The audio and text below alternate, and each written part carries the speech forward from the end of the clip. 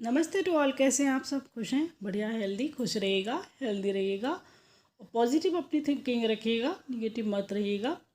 हालांकि ये चीज़ कहना आसान होता है, खुद पर जब पड़ती है तो मुश्किल होता है, पर फिर भी हाँ, पॉजिटिव रहने की कोशिश कीजिएगा। क्वेश्चंस यहाँ पर जो प्रोवर्ब है, इडियम फ्रेजेस है, उससे रिलेटेड देखेंगे। और इससे पिछली वीडियो में मैंने जो इडियम्स पढ़ाए थे, आरपीएससी के कुछ क्वेश्चन आए थे और वही देखेगा, सेम टीजीटी में भी आए हुए हैं आरपीएससी वाले। और मैं ये चीज़ आपसे कह चुकी हूँ कि एंटोनियम, सिनोनियम या जो वोकेब वाले क्वेश्चंस होते हैं, ये सब एक एग्ज़ाम से दूसरे एग्ज़ाम में घूमने वाले होते हैं। मतलब कि जो आरपीएससी में आया वो यहाँ टीजीटी में आपको दिखाई देगा, जो टीजीटी का है वो नेट में चला जाएगा, पीजीटी में चला जाएगा। तो ये आपस में ट्रांसफ़र एक जगह से एक जगह होते हैं और इसीलिए आसान होता है थोड़ा बताना कि ये इम्पोर्टेंट कौन से होते हैं। क्योंकि जो पढ़ रहा है, जो आपको पढ़ा रहा है, वो तो फिर कहीं ना कहीं से नॉलेज इकट्ठी करेगा, या नॉलेज उसको है, एक्सपीरियंस है, वो तभी बताएगा। तो इन चीज़ों को इग्नोर नहीं कीजिएगा। पढ़ते हैं इस टॉपिक को। Find out the correct proverb. एक कहावत है क्या, diamond cuts iron, diamond cuts gold. हमारा ऑप्शन डी ही दिखाई दे रहा है आपको, diamond cuts diamond. It means हीरे को हीरा काटता है। जो सेम वैल्यू के लोग होते हैं, एक तरह से उनकी अच्छी मिलती है, वो आपस में इक्वल होते हैं। कि इक्वल मैच जो होता है वो दिमाग में, बुद्धि में, हर तरह से बेस्ट होता है। डायमंड ही डायमंड को काट सकता है, अन्यथा सिल्वर, गोल्ड, आयरन की हिम्मत नहीं है जो काट दे डायमंड को। दोनों का परफेक्ट मैच है, दोनों ही एक दूसरे को कट कर सकते हैं, एक दूसरे कहते हैं ना, धोखा दे सकते हैं, या दोनों ही एक दूसरे से निभा सकते हैं, निभा भी सकते हैं, तोड़ भी सकते हैं। तो diamond cuts diamond, option D यहाँ पर करेक्ट होता है। नेक्स्ट वाला क्वेश्चन हमने देखेगा, आरपीएससी में देखा है, 2019 में शायद ही आया था।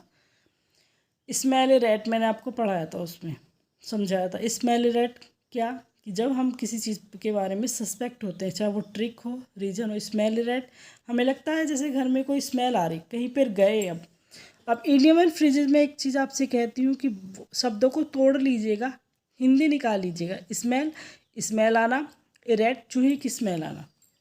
तो चूहा ऐसा तो नहीं है, ज़्यादातर सबके घरों में अगर किसी के होता है, हालांकि अब तो पक्के मकान है, वहाँ पर नहीं मिलते जल्दी से।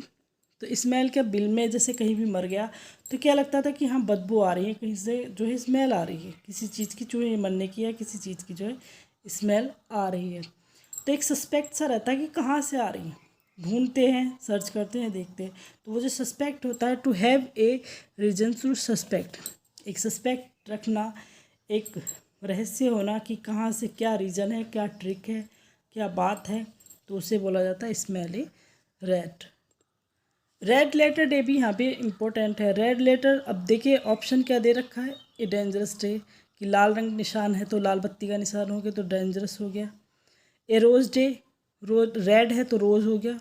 ऑप्शन सी है एन इम्पोर्टेंट डे, एक मुख्य दिन। Option D A bloody day, क्योंकि ब्लड रेड होता है।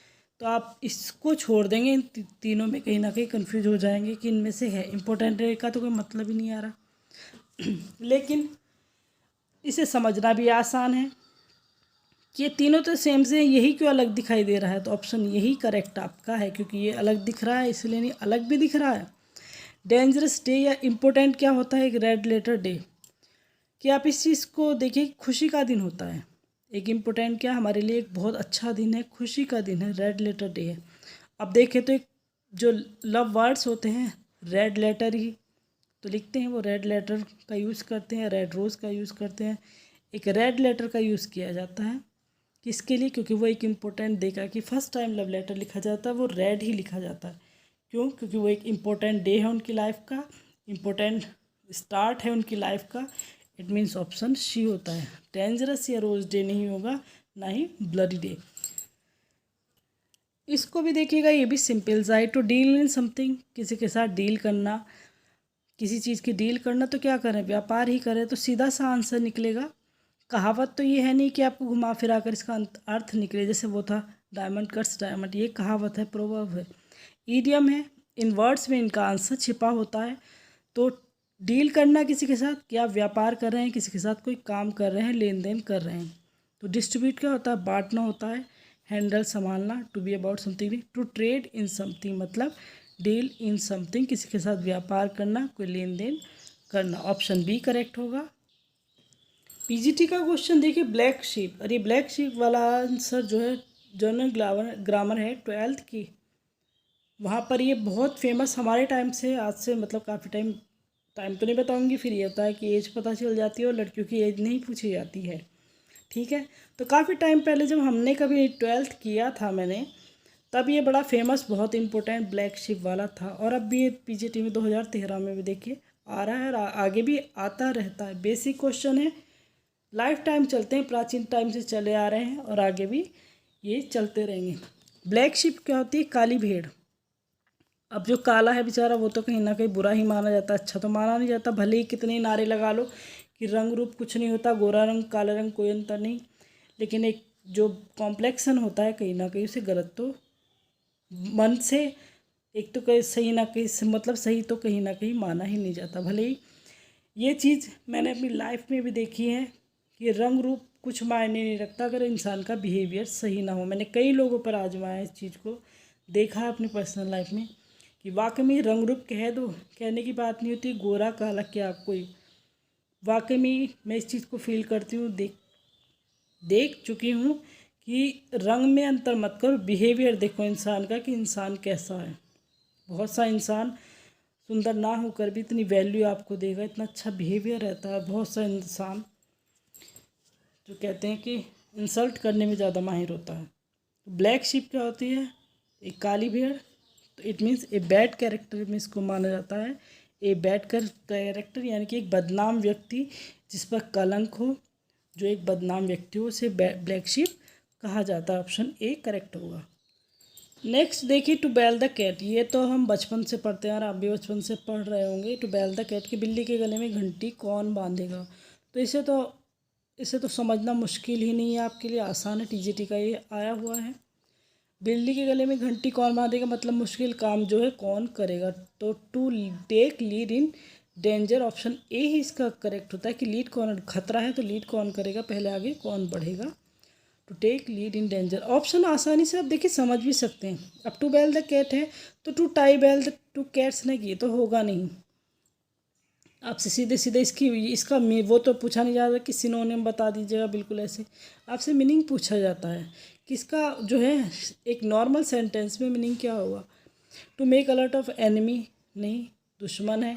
ये कहानी सबने पढ़ी हुई है, टू बेल द कैट सबने पढ़ी हुई होगी, ऐसा कोई नहीं जो ना पढ़ता है। तो क्या था उसमें कि बिल्ली की गली में घंटे कौन बांधेगा, एक मुश्किल काम है, मुश्किल काम है। डेंजर को कौन मतलब लीड करेगा। तो यहाँ पर टू मेक नॉइस तो कोई दूर दूर तक भी नहीं है इसका ऑप्शन। तो कहीं ना कहीं आप जो ऑप्शन जब पढ़ेंगे बहुत आसानी से शांति से बैठकर समझकर इनको करिएगा, कोई भी किसी तरह की टेंशन लेकर मत कीजिएगा। बाकी एग्ज़ाम आप इजीली कर देंगे, बहुत आसान आएगा और अच्छे से हो भी जाएगा। प्रॉब्लम ना ली, टेंशन ना ली, बस आप पढ़ते रहिएगा, याद करते रहिएगा।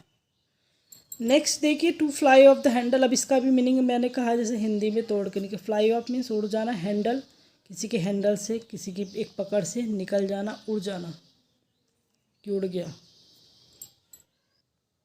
अब किसी की क्या होती है, ज़्यादातर होती है अपना, जब अपना आपा हम खो देते हैं कि बिल्कुल हैंडल नहीं हो रहा, अपना आपा खो दिया मतलब फ्लाई ऑफ द हैंडल, हमारे हैंडल से बात नहीं है कि सामने वाला कोई मन कर रहा है कि बस इसके बस बजा दूँ। कभी कभी मेरा भी मन करता है कि सामने वाला से कोई, बहुत से मिल जाते हैं लाइफ में, ऐसा मन करता है कि बस इसके मुझे मौका लगे और मैं इसके बस दो चार जड़ दूँ बस। फ्लाई ऑफ द हैंडल जो होता है कि अगर मैंने जड़ दी उसके दो चार तो क्या है, मैंने अपना आपा खो दिया, आग बबूला में हो गई, अपना सेल्फ कंट्रोल मैंने खो दिया। हालांकि अभी तक आज तक ऐसा हुआ नहीं है। तो इट मीन्स क्या है, to get into a rage and lose self control, जब खो देते हैं तो फ्लाई ऑफ द हैंडल। बाकी ब्रेक समथिंग नहीं, to be indifferent, to act foolishly. ये तो चारों ऑप्शन में से बहुत आसान आपके लिए कहीं ना कहीं पहचानना होगा, ऑप्शन डी। देखिए इसको भी आसानी है आपके लिए समझना, ये भी टीजीटी का ही आया हुआ है। फेयर क्या होता है, साफ़ सुथरा, फेयर साफ, यानी स्क्वायर क्या होता है, ये स्क्वायर हो गया, चारों कोनों से साफ़ सुथरा होना। अब इसमें आप लगा लीजिए कौन सा आप लगा सकते हैं ऑप्शन, अपने आप देखिएगा। एक सक्सेसफुल है, एक ऑनेस्ट मीन्स है, एक वर्दी है, एक ऑनेस्ट है। तो यहाँ पर आपके लिए आसा ऑनेस्ट मीन में और इसमें ही कन्फ्यूज होंगे। ऑनेस्ट मीन्स नहीं है एक किसी चीज़ का फेयरनेस कर मतलब ऑनेस्ट होना, सीधा सीधा ऑप्शन सी करेक्ट होता है। आप यहीं पर अगर समझ सकते थे कि चारों कोनों से क्या है, फेयर है। इट मीन्स फेयर कौन हो सकता है, जो ऑनेस्ट है, सच्चा है, ईमानदार है। सक्सेसफुल आदमी फेयर हो ये इसकी कोई गारंटी नहीं होती है। वर्दी भी कोई फेयर होगा इसकी भी कोई गारंटी नहीं होती। ऑनेस्ट जो है, ईमानदार, इसका मतलब साफ सच्चा कैरेक्टर उसका है। ईमानदार, एक ईमानदार इंसान जो होता है उस पर आप आसानी से बिलीव कर सकते हैं, वो फेयर होता है हर तरह से। अब इस चीज़ को देखें तो कोई भी इडियम ऐसा नहीं है, कोई भी एक क्वेश्चन ऐसा नहीं है जिसको आप ना समझ सके अपने आप भी। जैसे मैं पढ़ाऊँ या आप कहीं से भी पढ़ रहे हैं, आप खुद भी थोड़ा सा आइडिया लगाए, खुद भी थोड़ा सा तरीका, जैसे मैं बता रही हूँ कि इन वर्ड्स को तोड़ लीजिएगा, हिंदी निकाल लीजिएगा, आपको कहीं ना कहीं समझ में आ जाएगा। बस थोड़ा सा आपको सेंस अपना यूज़ करना पड़ेगा। दिमाग आपके पास बहुत है।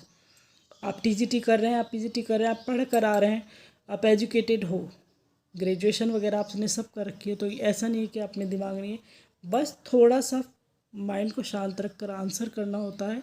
सारा क्वेश्चन में ही छिपा होता है और इजीली आप इसको पहचान सकते हैं। कुछ भी हार्ड नहीं आएगा, मैं बार बार कह रही हूँ आपसे। तो इसको पढ़िएगा, समझिएगा। इससे रिलेटेड कोई प्रॉब्लम होगी या कुछ पूछना होगा तो पूछ सकते हैं कमेंट करके। Thanks a lot.